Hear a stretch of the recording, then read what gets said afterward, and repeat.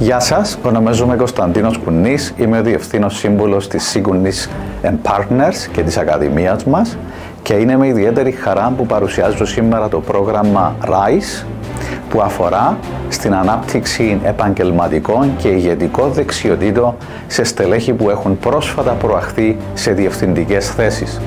Το πρόγραμμα διεξάγεται εδώ στο γραφειακό μας χώρο και απαρτίζεται από 4 διαδραστικές και πρακτικές ενότητες.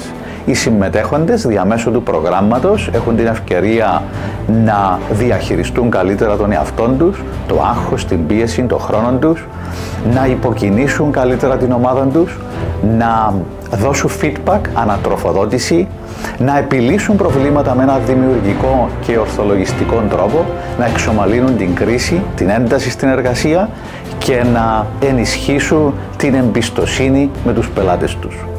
Επιπρόσθετα, το σεμινάριο αποτελεί μια μοναδική ευκαιρία για να μοιραστούμε με τους συμμετέχοντες τη φιλοσοφία ηγεσίας μας και διάφορες άλλες τεχνικές ενσυναίσθησης που θεωρούμε ιδιαίτερα χρήσιμο να αποκτήσει ένας σύγχρονος και σημερινός ηγέτης. Για περισσότερα και εγγραφές επισκεφτείτε την ιστοσελίδα μας www.kunisacademy.com.